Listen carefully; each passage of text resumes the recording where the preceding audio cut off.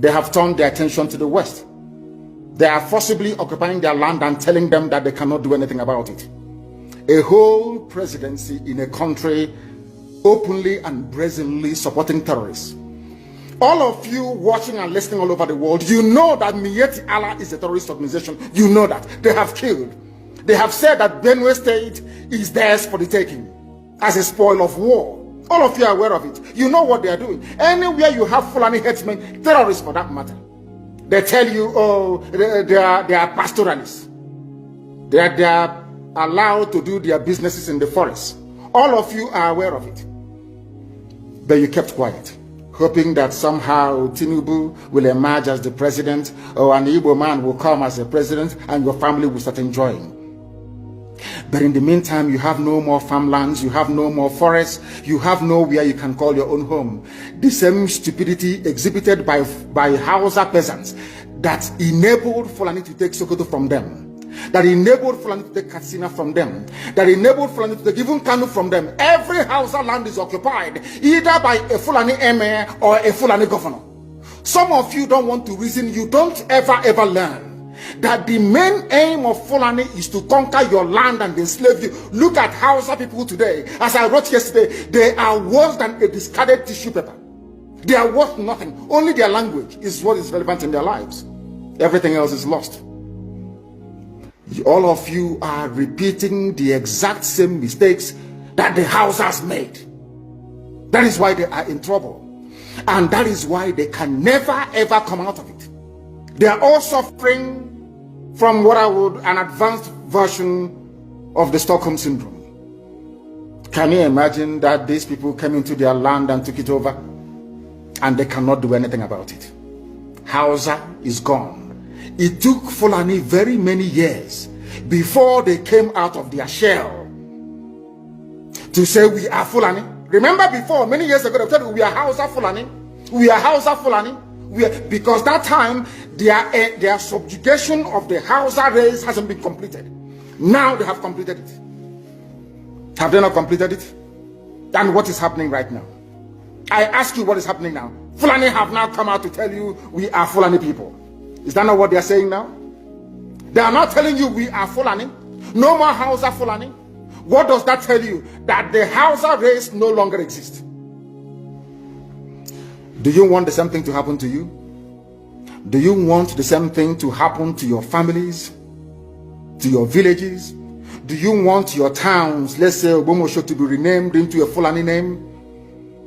Do you want Onisha to answer a Fulani name? Forget all the nonsense about unity of Nigeria. All they are uniting against is your common interest.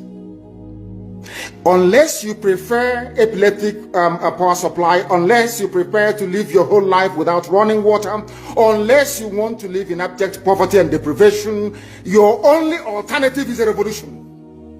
Let nobody discourage you. All the countries of the world doing very, very well, they all went through a revolution. You must go through it. If you don't go through it, you can never ever survive. As a people, Fulani will take you over. As simple as that. This very day, we are making it known to the whole world that the Muslim extremist dictatorship masquerading as a secular democratic government must be demolished.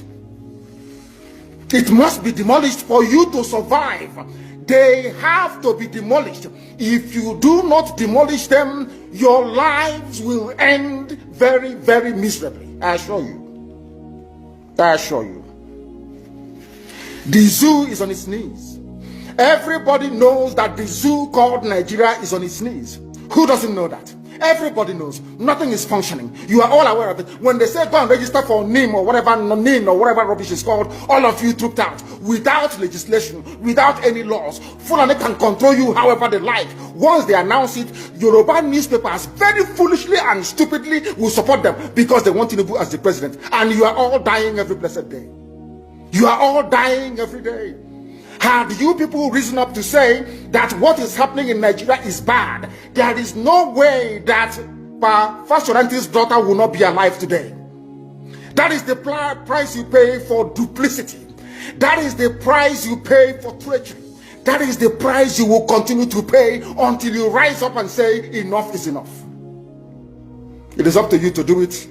You did it during NSAS.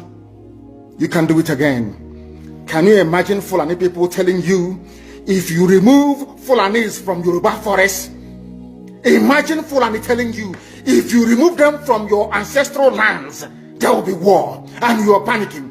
And you have not asked yourself, why are they not saying the same thing about the East? Why did they not say to Eastern Security Network? Why did they not say to me, if you don't stop evacuating Fulani terrorists from the forest, there will be war? Because they know, they understand psychologically that you don't have what it takes to resist them. Do you know why Borno State is still alive? Why you still have the Kanuri people in Borno today? Was because they resisted the Fulani centuries ago. You have to go back to history to understand how Nigeria came into existence. Fulani has been expanding from day one, from Senegambia. All the way from Senegambia, they've been expanding, and now they are in Okigwe. All the way from Senegambia, they are now in Okigwe. And you're asking us to somehow fold our hands and keep quiet because of 2023, because one idiot is going to come out to become a president, because of that rubbish, because of that nonsensical notion, we should fold our hands and wait until we are overrun by the Janjaweed from the Sahel. Is that how reasonable people think? Is that how people that wish to survive as a race, is that how they reason?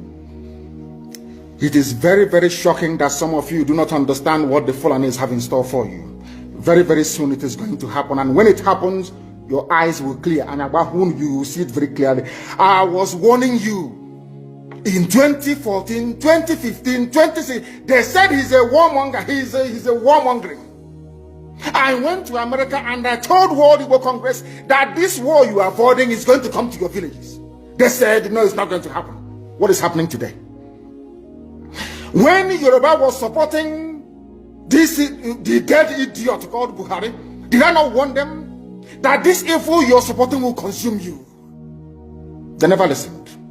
They never wanted to listen. IPOB is a terrorist group. You're trying to divide Nigeria. But Mietiana is not. People that you are calling bandits, have you heard anybody come out to say, please Buhari, since presidency is there defending terrorists in the forest, why don't you proscribe them? No, you cannot proscribe a Fulani group. Never.